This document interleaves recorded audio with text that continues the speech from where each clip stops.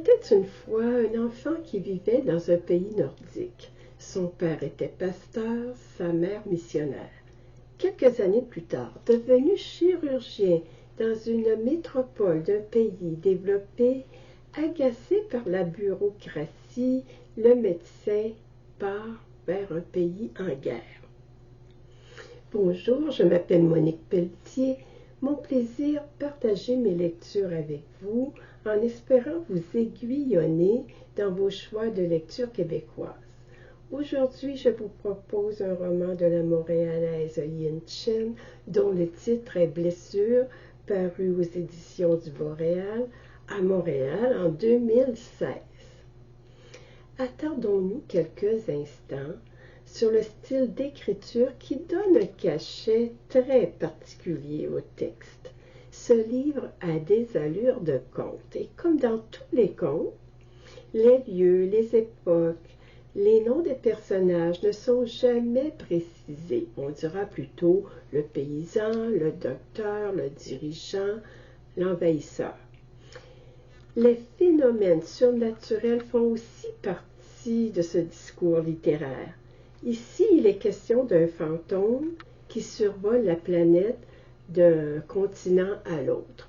C'est une façon pour l'auteur d'aborder l'intemporalité de la guerre. En effet, ce conflit échappe au temps et à l'espace car il s'adresse directement à notre inconscient collectif. Et vous constaterez également que la langue est très introspective. Ce qui fait l'originalité du personnage principal, c'est qu'il est représenté sous forme de fantôme. Nous l'avons dit tantôt. 50 ans après sa mort, son spectre sort de terre et voyage d'un continent à l'autre, tout en observant les gens et les lieux qu'il a connus. En se déplaçant dans les montagnes de ce pays lointain où il a œuvré jadis, il découvre un mémorial dédié à son nom, célébrant son héroïsme. Ce coin de pays qu'il a tant aimé fait maintenant place à des autoroutes, des tours à immeubles et même des boutiques vendant des souvenirs se rattachant à son nom. Le fantôme est déçu. Ce changement va à l'encontre de l'idéologie du chef communiste. Alors, le spectre du docteur remonte le temps jusqu'à son enfance. Il se voit parachuté dans une famille très conservatrice où il se trouvait à l'étroit. Plus tard, devenu médecin, ses collègues le trouvaient bizarre, excentrique, coléreux, rebelle, malade mental aussi, et en même temps fascinant. Épris d'absolu, le docteur croyait à la médecine socialisée comme il s'en faisait dans le plus grand pays communiste du monde. Mais il y a plus que ça. Des blessures d'enfance parasitaient sa vie. Alors, il est parti vers un pays en guerre pour guérir d'autres plaies, laissant derrière lui une vie mondaine trépidante et une épouse résignée. Dans cette contrée étrangère, le docteur se sentait heureux.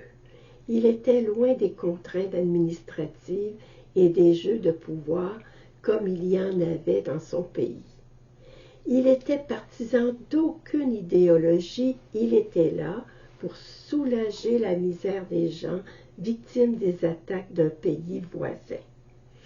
Au milieu des bombes et des blessés sanguinolents, le médecin pouvait enfin s'épanouir dans son art sans être dérangé par les formalités.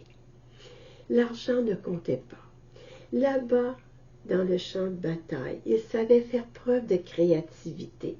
Pour améliorer ses opérations, il avait créé des instruments médicaux et dans la même foulée, il formait lui-même ses aides-soignants. En un an, Normand Pétume, vous avez sûrement trouvé son identité, était devenu une figure légendaire pour tous les Chinois.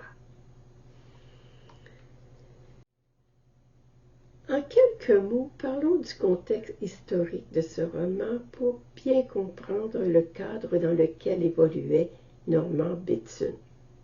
En 1937, le Japon, État capitaliste, déclare la guerre à la Chine.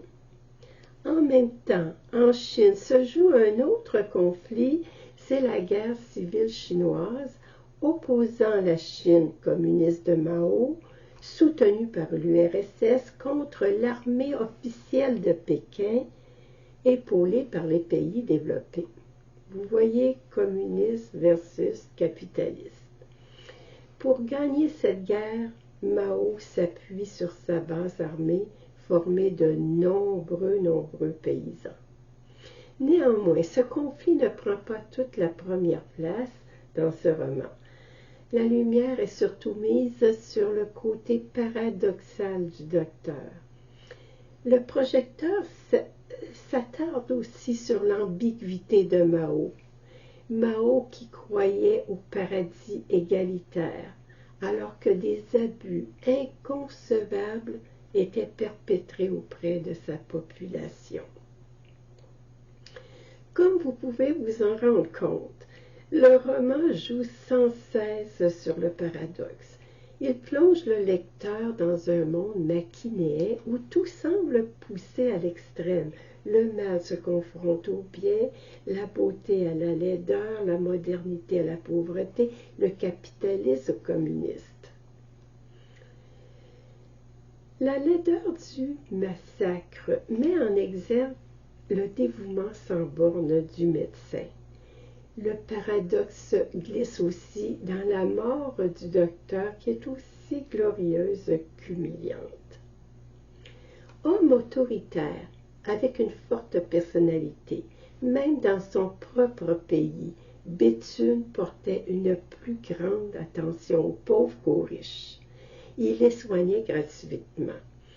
Beaucoup de gens le considèrent comme le précurseur de l'assurance maladie au Canada.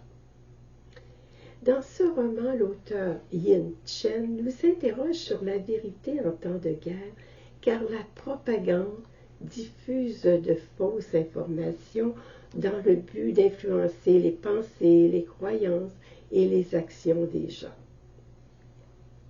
Elle se questionne aussi, par l'intermédiaire de son personnage, sur le capitalisme à outrance, qui conduit bien souvent au narcissisme.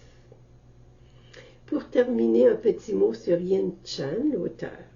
Elle est née à Shanghai en 1961. Elle s'est installée à Montréal en 1989 et depuis, elle a publié plusieurs romans, dont La mémoire de l'eau et L'ingratitude. L'ingratitude lui a valu plusieurs prix. Le prix Québec-Paris, le prix des libraires au Québec et une nomination pour le prix Féminin. Et voilà, c'est tout mes chers amis. J'espère que cet exposé vous a plu. Au plaisir de vous revoir sur ma chaîne YouTube. Salut!